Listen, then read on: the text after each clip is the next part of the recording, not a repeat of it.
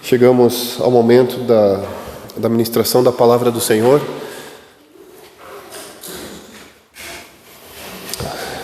Continuando a nossa série em Atos, eu peço a você que abra a sua Bíblia, então, em Atos, capítulo 3, Atos do Cristo vivo. A obra continua por meio do Espírito, o Espírito Santo. E hoje nós vamos ver aqui a primeira grande cura dessa igreja nascente. Nós vamos ver Atos capítulo 3, os versículos de 1 até o versículo 10. Eu peço que você acompanhe comigo então a leitura, que diz assim: Pedro e João subiam ao templo para a oração da hora nona. Era levado um homem coxo de nascença, o qual punham diariamente à porta do templo chamada Formosa, para pedir esmola aos que entravam. Vendo ele a Pedro e João que iam entrar no templo, implorava que lhe dessem uma esmola. Pedro, fitando-o juntamente com João, disse: Olha para nós. Ele os olhava atentamente, esperando receber alguma coisa. Pedro, porém, lhe disse: Não possuo nem prata nem ouro, mas o que tenho, isso te dou. Em nome de Jesus, o Nazareno, anda. E tomando-o pela mão direita, o levantou. Imediatamente os seus pés e tornozelos se firmaram, de um salto se pôs em pé.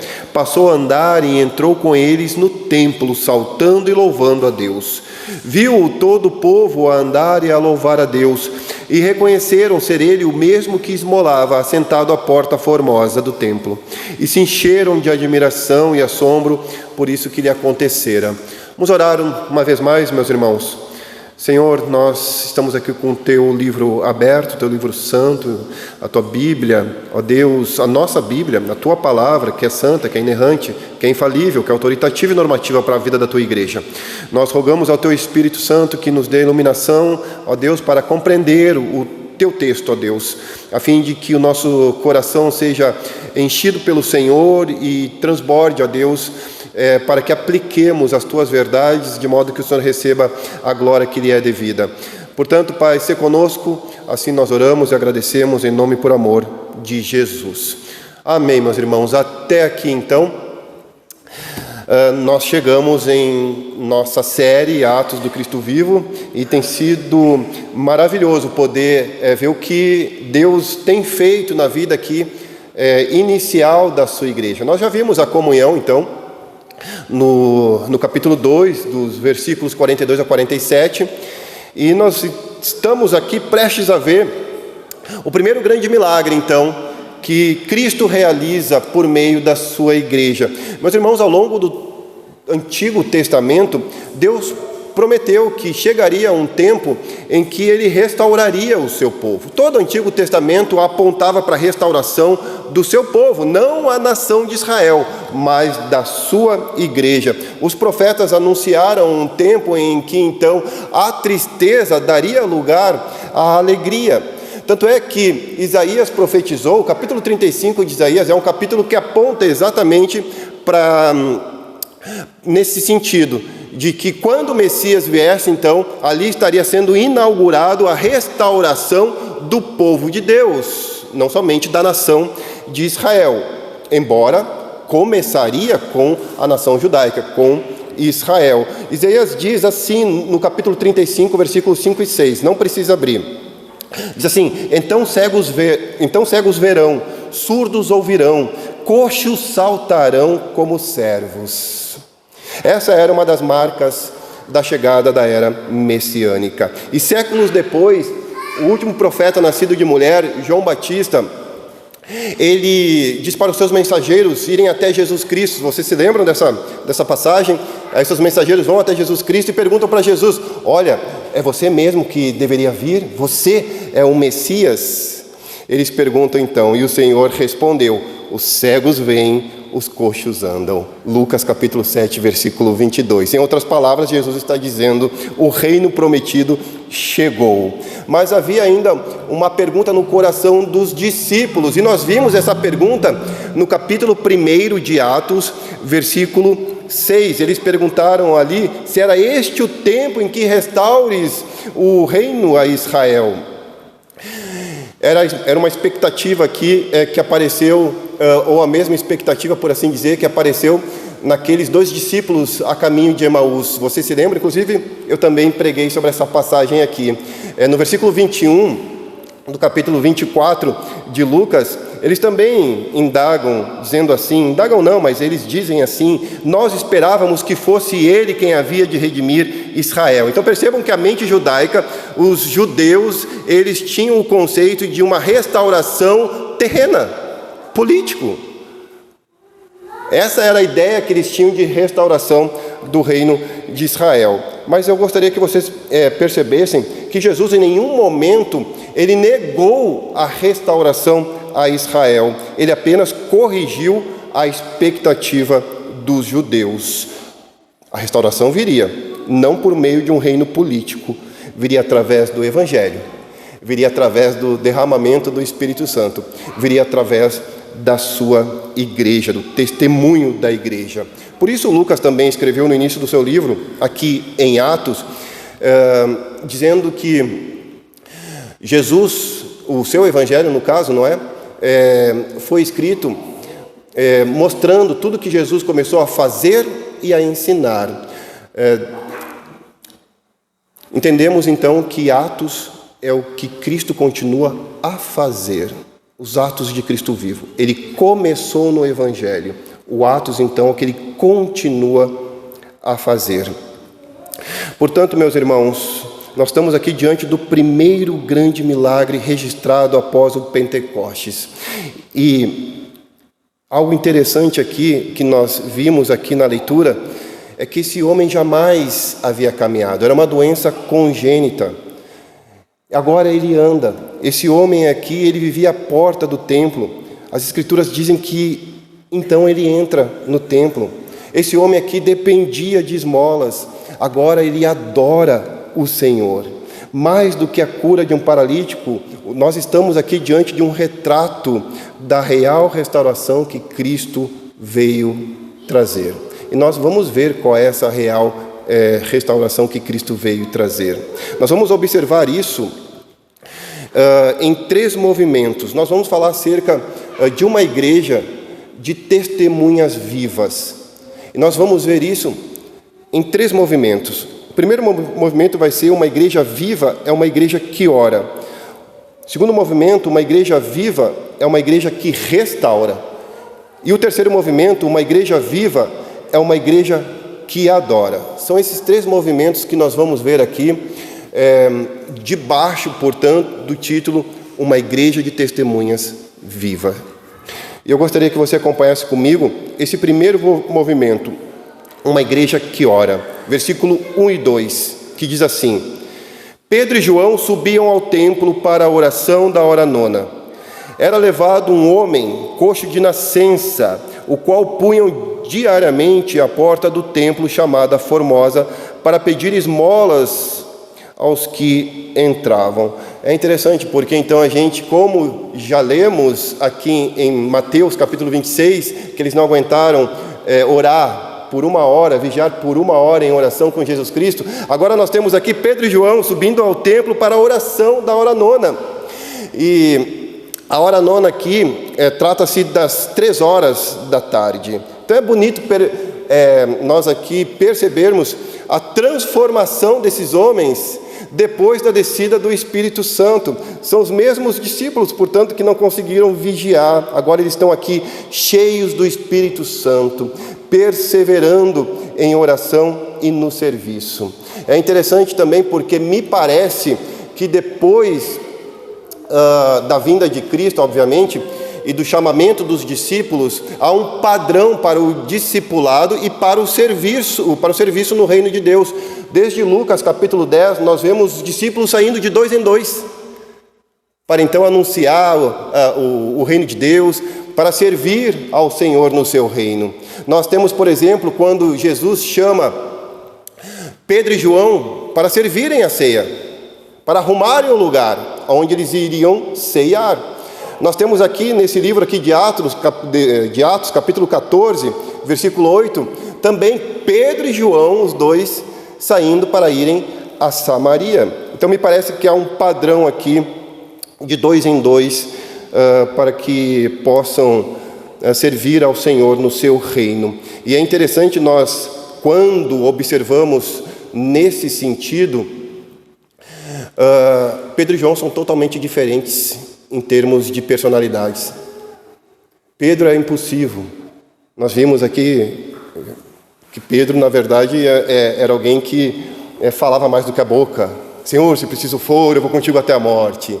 Mas João não, João era um cara contemplativo, quando a gente vê nas escrituras aqui. João é um cara mais reflexivo. Veja que Deus usa, é que nem o Pedrão, né? Então veja que Deus usa personalidades diferentes para cumprir o seu propósito. Assim é a igreja do Senhor, irmãos. Tem gente de tudo que é tipo, de toda personalidade. Então Deus usa o Espírito Santo para nos unirmos, unir as personalidades e servir no seu reino. Veja que eles estavam se dirigindo, portanto, ao templo. E Lucas, então, nos apresenta aqui um personagem. É dito, então, que enquanto eles subiam, veio, então, um coxo, né? Colocaram ali um coxo de nascença. É interessante porque era um paralítico, não é? Um coxo, que todos os dias, aqui a palavra de Deus diz que diariamente punham a porta do templo chamada Formosa. E ele era colocado ali justamente porque ele era um coxo, era mendigo, ele precisava, portanto, sobreviver. Agora é interessante a gente perceber o contraste que Lucas registra aqui. Porque de um lado, Lucas está nos dizendo que homens piedosos estão vindo para a hora da oração, homens estão se direcionando ao templo, e do outro lado, Lucas nos mostra um homem moribundo, preso à sua miséria. De um lado, nós temos homens que vão querer, ou vão ter comunhão com Deus, do outro, alguém que está vivendo à margem da adoração. Lucas nem menciona o nome deste paralítico aqui, ele apenas diz um homem. Um homem. Era um homem acostumado, porque diariamente ele estava ali, à porta do templo, acostumado a sobreviver. A sobrevivência dele era da compaixão dos outros, era da compaixão alheia. Todos os dias ele recebia esmolas, todos os dias ele recebia uma ajuda temporária, mas também todos os dias ele continuava paralítico. Todos os dias. E é exatamente aí que Lucas quer conduzir os nossos olhos para aquilo que vai acontecer, portanto, na sequência. Porque poucos instantes depois dele dizer isso para nós, quem vai aparecer agora em cena é o próprio Cristo, usando a sua igreja, usando os seus apóstolos, para tirar este homem à beira da porta do templo e conduzi-lo à adoração. E isso que Cristo vai fazer, Cristo vai oferecer para ele restauração, meus irmãos. Esse homem estava perto do templo, ele não estava no templo, ele estava perto de Jesus Cristo, que é o próprio templo. E o templo que apontava para Jesus Cristo, ele não poderia adorar, ele não conseguiria adorar. Até que o verdadeiro templo, Jesus Cristo, o encontra por meio de seus apóstolos. E aquilo que anos de dependência não puderam resolver, Cristo resolverá em um instante, meus irmãos. Em um instante. E aqui é uma lição importante para nós, que eu gostaria de trazer para a igreja.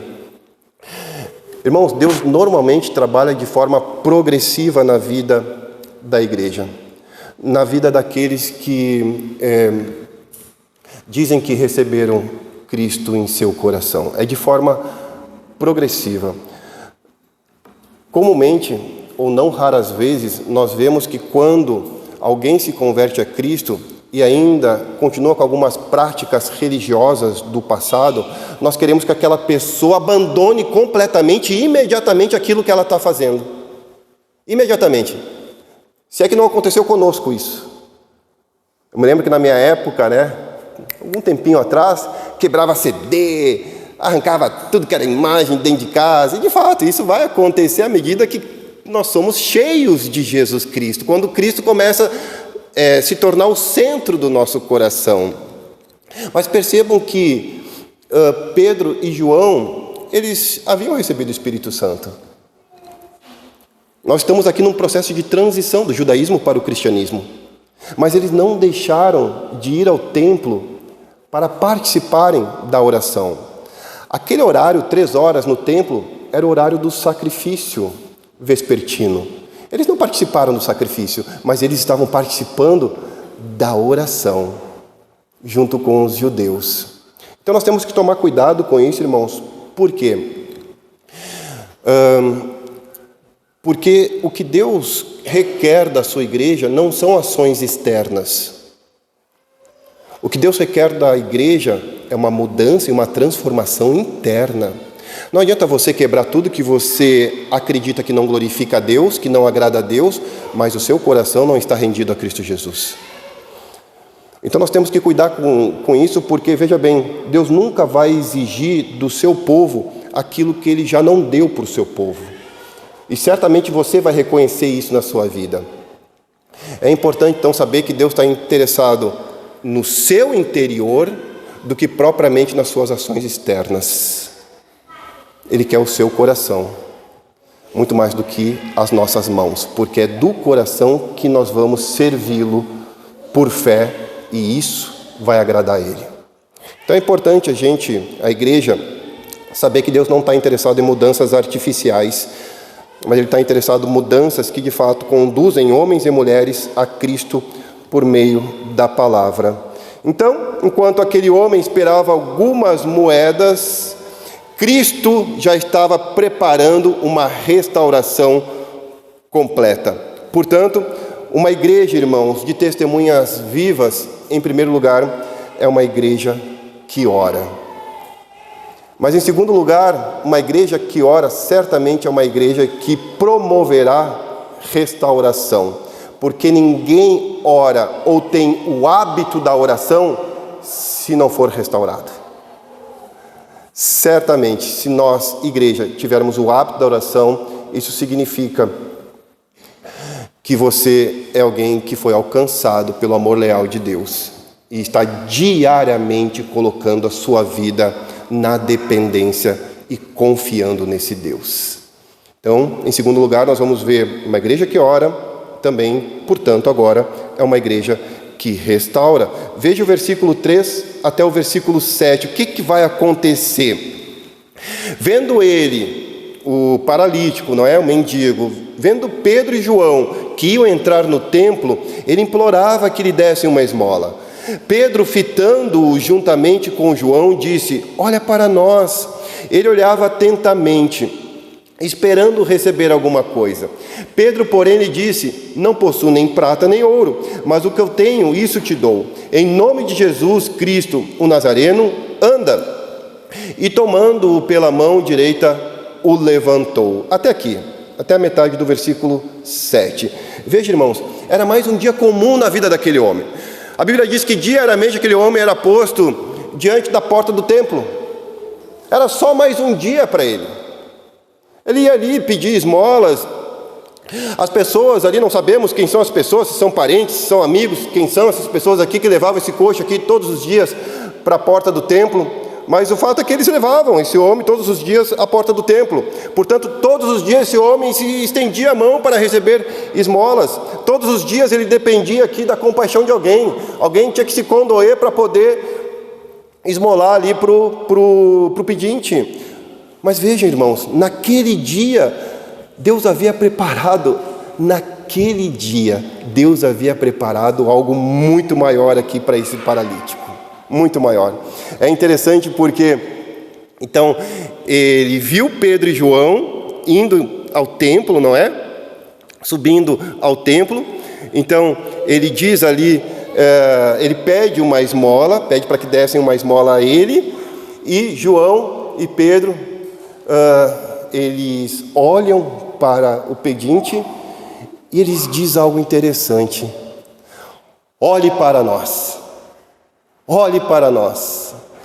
Isso aqui, irmãos, é muito interessante, porque quantas não são as vezes que nós estamos fechados para as pessoas, para os pedintes ao nosso redor? Quantas não são as vezes que nós não nos importamos com aqueles que estão necessitados à nossa volta? E Pedro e João, então, olham para esse homem aqui, moribundo, e diz a ele, olhe para nós. Eles não passam apressadamente. Eles não fingem que não o viram. Eles não desviam os seus olhos aqui da dor humana. Eles enxergaram a dor daquele homem. Eles trataram aquele homem com dignidade quando eles disseram, olhe para nós. Olhe para nós. Claro que na sequência nós já sabemos o que vai acontecer, mas aquele homem não sabia. E Pedro não está dizendo olhe para nós como se algo inerente ou inato a Pedro e João pudesse resolver alguma coisa naquele homem. Não, olhe para nós porque nós temos o que pode resolver o teu problema. É isso que ele está dizendo. Eles estabelecem aqui um relacionamento com alguém que a sociedade havia aprendido a ignorar, irmãos. E veja, será que eles aprenderam, com quem será que eles aprenderam isso, não é? Porque Jesus também era alguém que agia assim. Jesus era alguém compassivo. Jesus era alguém que olhava para as pessoas e antes de curar as pessoas, ele as enxergava. Ele dava dignidade para as pessoas. Antes de restaurar fisicamente as pessoas e dar a elas o que elas necessitavam, Jesus ele restaurava a identidade das pessoas. Foi o que Pedro e João estavam fazendo com aquele homem. Exatamente isso que João e Pedro estavam aqui realizando para com esse homem. Então diz a palavra de Deus que o homem passou a observá-los, olhava atentamente. Perceba ali a parte B do versículo 4, versículo 5. Ele os olhava atentamente esperando receber alguma coisa. Agora se coloque no lugar desse mendigo que todos os dias ia à porta do templo para receber uma esmola e ficava ali estendendo a sua mão, esperando que alguém compassivo pudesse lhe dar algo para que ele pudesse sobreviver. E aí então está passando Pedro e João e ele pede a esmola. E aqueles homens param e falam com ele, conversam com ele. O que aquele homem pensou na cabeça, meus irmãos? Tanto é que a Bíblia diz que ele estava olhando atentamente para aqueles homens, porque ele estava esperando que aqueles homens dessem alguma coisa para ele. Eu fico imaginando aquele mendigo olhando para João e Pedro, e João e Pedro olhando para aquele mendigo, e o mendigo com aquele olhinho do gatinho, sabe? Tem até um meme, né? Um olhinho do gatinho assim que vai brilhando, assim, o que eu vou receber? O que será que esses homens vão me dar? Já que eles me chamaram, então eles vão me dar alguma coisa eu vou receber desses homens, mas o que eu vou receber? E aí ele fica ali observando, olhando atentamente, meu Deus, e agora? O que será que eu vou receber? Um iPhone? Vou receber uma casa? Vou receber um carro? Vou receber o que eu vou receber? E é interessantíssimo isso aqui, meus irmãos, porque Pedro vai jogar um balde de água fria, quem sabe, não é?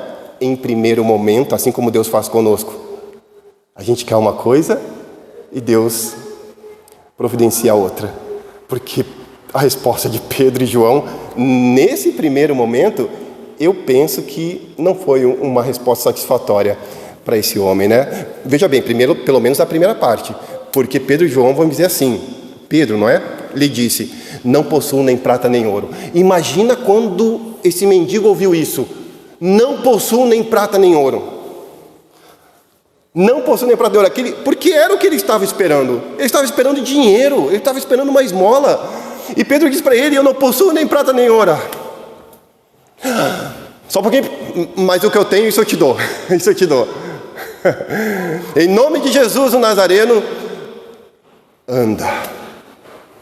E eu não sei se ele não acreditou, eu não quero acreditar nisso, as escrituras não dizem, mas o gesto ativo, ou a gramática nos diz aqui que Pedro estende a mão, tomando-o pela mão. Pedro então ajudou a levantar. Certamente isso aqui foi um gesto humano da parte de Pedro. A mão de Pedro foi estendida. Aquele homem estendia as suas mãos para pegar uma esmola. Agora um homem cheio do Espírito Santo estende a sua mão para o tirar da mendicância. Irmãos, isso aqui é muito profundo. É muito profundo. Pedro agiu com graça, um gesto humano para com esse homem. E por detrás de tudo isso, nós sabemos que quem estava agindo era Cristo.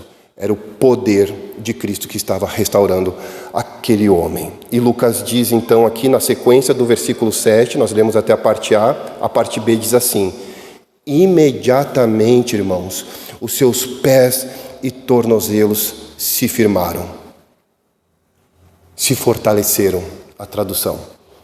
Aquele homem, meus irmãos, que precisava ser carregado, ele estava de pé. Aquele que antes estava sentado, agora ele caminha. Aquele que antes vivia à porta do templo, agora ele entra no templo, porque é dito: imediatamente seus pés e tornozelos se firmaram. De um salto se pôs em pé, passou a andar e entrou com eles no templo, saltando e louvando a Deus. Irmãos, eu quero que vocês percebam algo que é importantíssimo. Prestem atenção nisso. O propósito final do milagre para com esse paralítico aqui, para com esse coxo, irmãos, não era a cura dele. Não era. O objetivo final não era a cura dele, ou pelo menos não apenas a cura. Não era apenas fazê-lo andar, saltar, mas era a restauração dele para adoração. Para adoração. É dito que aquele homem se levantou, saltou e entrou no templo, porque no contexto da época, quem tinha a doença que esse homem tinha, não podia entrar no templo, e templo é sinônimo de adoração. Aquele homem passou 40 anos, irmãos, porque se você for para o capítulo 4, versículo 22, é a história, a continuação da história, é dito, esse homem tinha 40 anos, até que veio o milagre na vida dele. 40 anos sem poder entrar no templo para adorar a Deus. É dito agora que ele foi restaurado por Cristo Jesus. E ele entra no templo. O objetivo final da cura deste homem não era apenas fazê-lo andar, mas era restaurá-lo para adoração, meus irmãos, e trazê-lo novamente para perto de Deus. Porque a maior necessidade daquele homem não era econômica.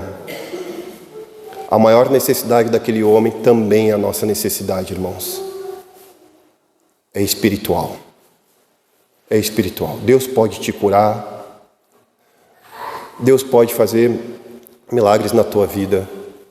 Mas a maior necessidade que todos nós temos, irmãos, não é ter a nossa conta no azul, não é estar tudo bem em nosso lar, embora tudo isso é legítimo e lícito, e Deus quer isso, mas desde que a nossa vida esteja em adoração, desde que a nossa vida esteja, meus irmãos, curada espiritualmente, para que nós assim, então, estejamos com o nosso Senhor.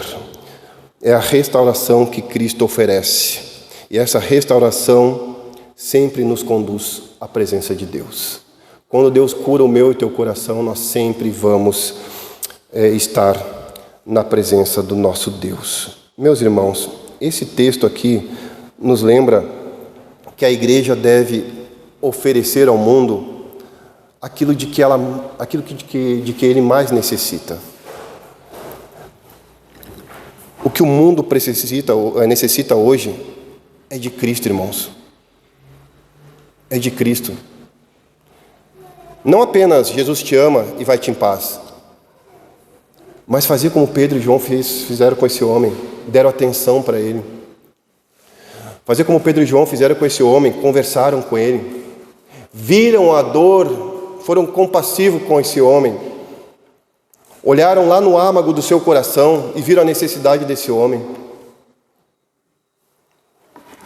Nós podemos ajudar pessoas com os nossos recursos, nós podemos ajudar as pessoas com o nosso tempo, nós podemos ajudar as pessoas de diversas formas, irmãos.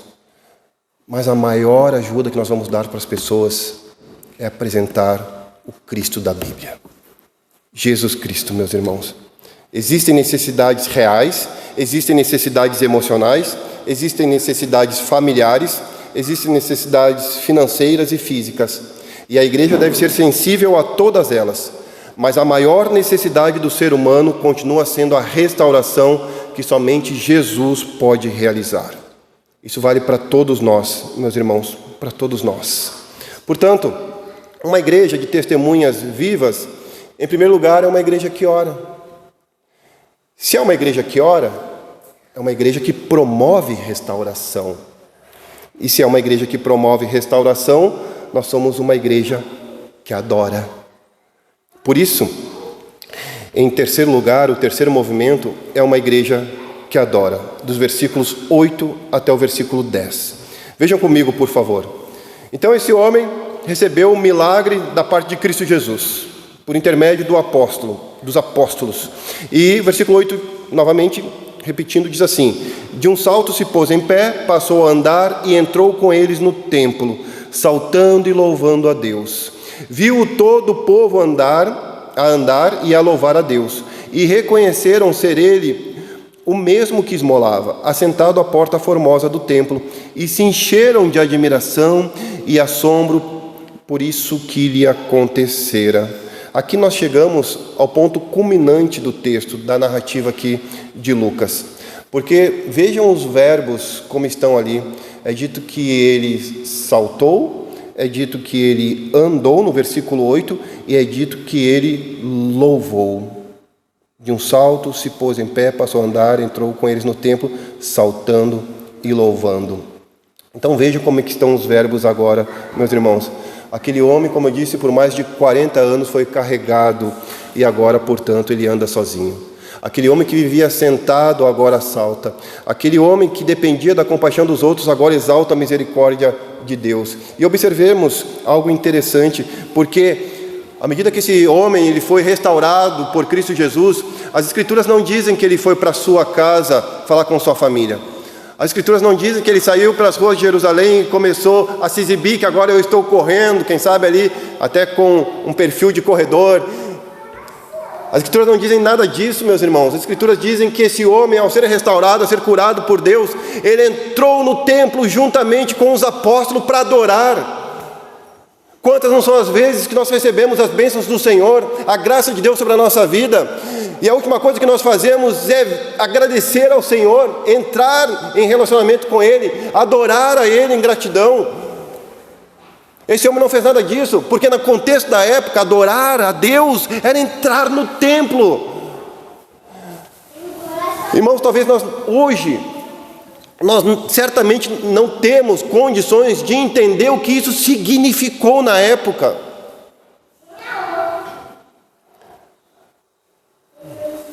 Meus irmãos,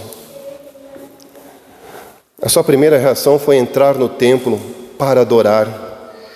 Irmãos, algo que é sério, quando Cristo restaura o nosso coração, quando Cristo restaura verdadeiramente alguém, a resposta natural é a adoração. O inverso é válido. Se nós não estamos vivendo uma vida de adoração, pode ser que nós não temos ainda sido restaurados por Cristo Jesus, irmãos. Se estamos sempre capengando, sempre com dificuldade de obedecer às Escrituras, sempre justificando os nossos erros, sempre melindrosos com as coisas de Deus, irmãos, liguemos nossa antena. Pode ser que nós ainda não tenhamos sido restaurados por Cristo Jesus. E Lucas aqui, novamente, ele parece ecoar, à medida que a gente vê aqui os verbos andar, entrar, saltar, parece que ele está ecoando aqui novamente Isaías capítulo 35, versículo 6, quando diz ali que cegos verão, que coxos saltarão como servos. Isaías já havia, portanto, anunciado que quando o Messias viesse, os sinais da restauração apareceriam. Jesus realizou os mesmos sinais, irmãos, em seu ministério. Agora, por meio dos apóstolos, o Cristo ressurreto continua a sua obra. O Evangelho mostra o que Jesus começou a fazer. Meus irmãos, o Cristo ressurreto continua restaurando vidas, mas Ele restaura vidas para que os pecadores se tornem adoradores. Ele não restaura a vida para que nós vivamos a nossa vida da maneira que nós achamos que temos que viver. Ele restaura as nossas vidas para que nós nos tornemos seus discípulos, propriedade particular dele. Não vivamos mais a nossa vida do nosso jeito, a nossa maneira, como nós achamos que temos que viver. E Deus nos dá graça para isso, irmãos, porque é Ele quem faz isso em nós. Não vai ser algo que nós vamos, pelas nossas forças, fazer. É Deus, por meio do Espírito Santo, Sua palavra, quem vai fazer isso em nós. É dito a palavra de Deus que, depois do milagre, então, esse homem andando, saltando, entrando no templo, todo o povo aqui reconheceu que era o homem que estava lá pedindo esmolas. Aqui no versículo 9 diz: viu todo o povo andar e a louvar a Deus, e reconheceram, versículo 10, ser ele o mesmo que esmolava, sentado aqui à porta formosa. Era o mesmo mendigo, era o mesmo paralítico, era o mesmo homem que diariamente estava lá à porta formosa, pedindo esmolas. Agora algo mudou, algo havia mudado, e por isso eles estavam aqui assombrados, eles estavam aqui impactados, eles estavam aqui espantados. É dito aqui no versículo 10. Eles ficaram tomados de admiração. O milagre deste homem tornou-se um testemunho público da atuação de Cristo. E é interessante porque nós vamos ver, irmãos, que esta restauração, mais uma vez, os milagres, eles apontam sempre para Cristo Jesus. Porque o milagre desse coxo aqui, ele apontou para aquilo que estava para acontecer depois. O discurso de Pedro, a partir do versículo 11, que nós vamos ver na semana que vem. Então Pedro, novamente, como no capítulo 2, depois da descida do Espírito Santo, em que todos ficaram assombrados, admirados, e no versículo 12 perguntam: o que quer isso dizer? Eles estão falando os nossos idiomas, todos aqueles discípulos falando 14 idiomas, e os judeus que ali estavam assustados, impactados. E aí Pedro então levanta, toma a palavra e discursa. E nós vimos isso no discurso missionário, dos versículos 14 até o 36 do capítulo 2. Acontece a mesma coisa agora aqui, depois do primeiro grande milagre do Pentecostes. A cura do paralítico, e a partir do versículo 11 nós temos o discurso de Pedro. E nós vamos ver que de 3.000 pessoas dá um salto para 5.000 pessoas. Então, mais uma vez, a restauração abre porta para a proclamação do Evangelho. Os milagres, irmãos, nunca foram um fim em si mesmos. Eles sempre apontam para Jesus. E eles preparam o caminho para o anúncio do Evangelho. E eu queria concluir, então, dizendo o seguinte aos meus irmãos. Vejam que todos conheciam aquele homem. Durante anos, meus irmãos, aquele homem permaneceu sentado à porta formosa, dependendo da ajuda dos outros. Mas agora ele anda, ele salta, ele louva a Deus. Sua vida tornou-se um testemunho público de que Cristo havia agido. E isso é o que o texto ensina. Uma igreja viva, irmãos. Uma igreja viva, uma igreja de testemunhas vivas. Oram a Deus. Promovem restauração na vida das pessoas, não ficam apáticas, estão vendo as pessoas com necessidade e possuem o Evangelho.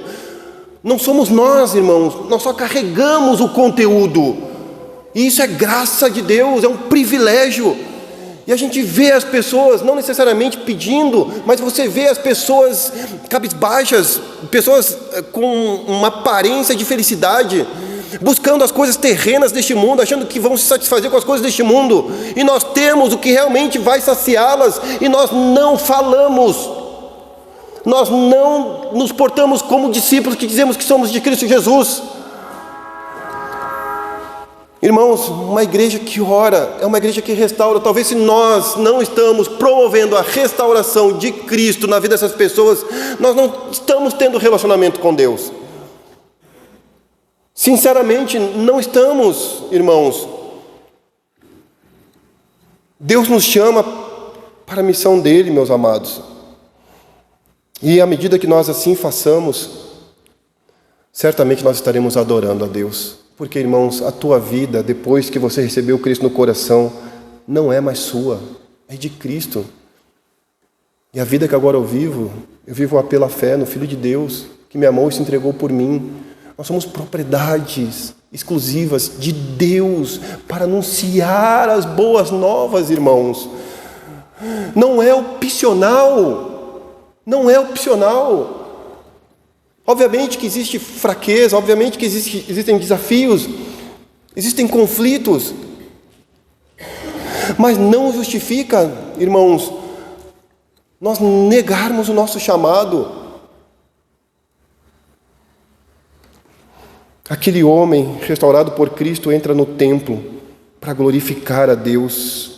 Recebeu dele aquilo que nenhuma riqueza deste mundo podia e pode oferecer. Ele estava querendo dinheiro, mas ele recebeu nova vida. Ele estava pedindo esmolas, mas ele recebeu nova vida.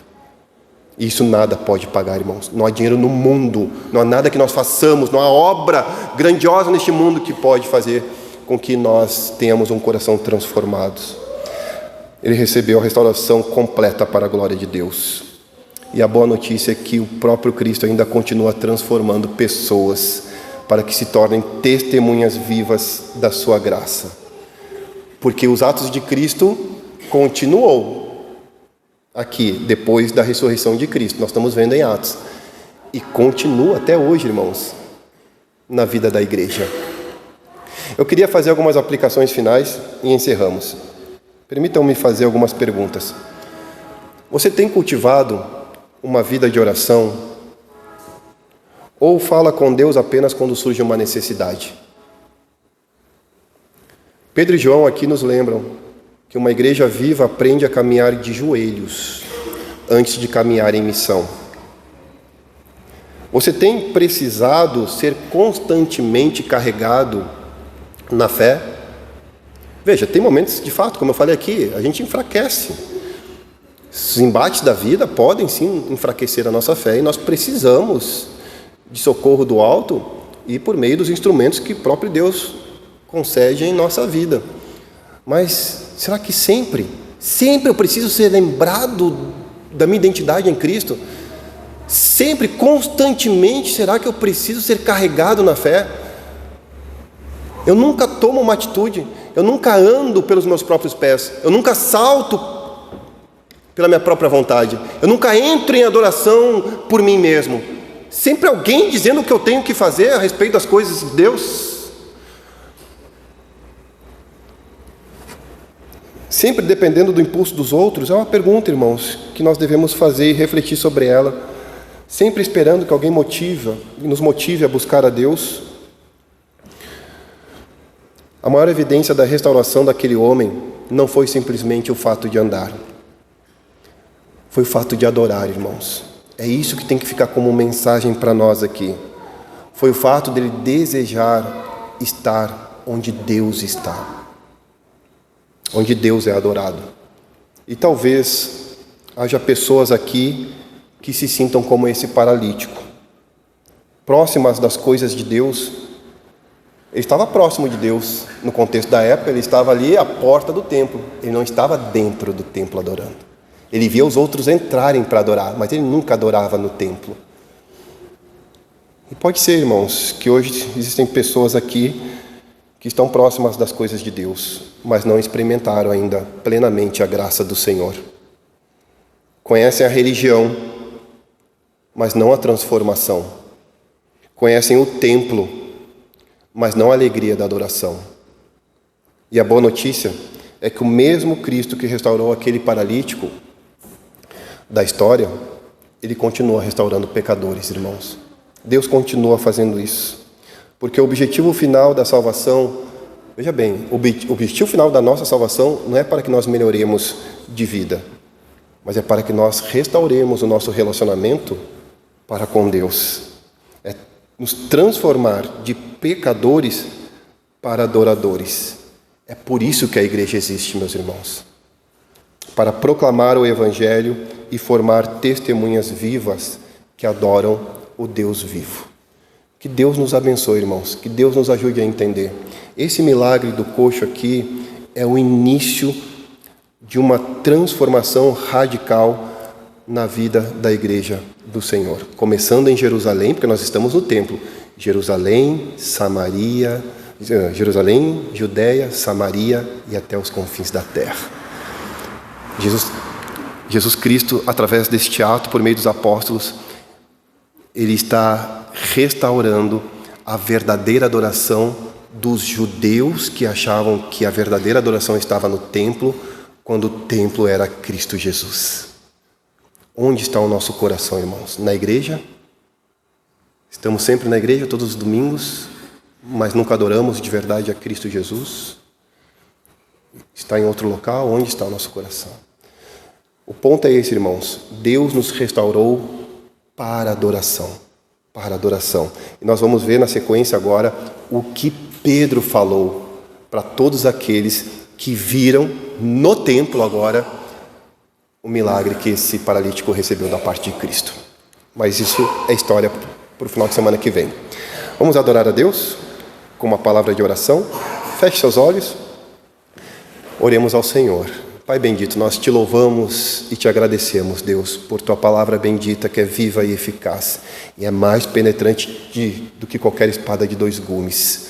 Muito obrigado, Deus, por falar conosco por meio dela, por nos abençoar, por nos encorajar, por fazer-nos ver, ó Deus, que a nossa maior necessidade, Senhor, não é física, não é financeira, mas sim, Deus, é restaurar o nosso relacionamento com o Senhor, na mediação de Cristo Jesus.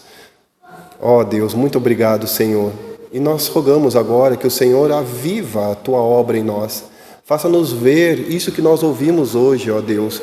Faça fazer com que o nosso coração ande em tua direção, salte em tua direção e adentremos, ó Deus, em tua presença, seguros, porque Cristo assim já proveu essa segurança para nós.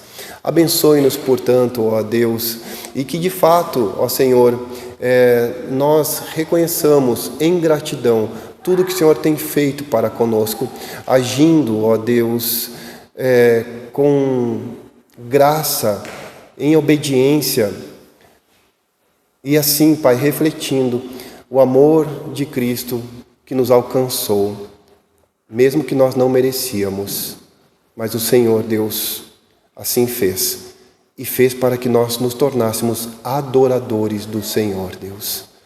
Que privilégio, Deus. Senhor, nos ajude a entender melhor isso e a praticar isso todos os dias na vida da igreja. Assim nós oramos, Senhor, agradecidos em nome e por amor de Jesus. Amém. Amém.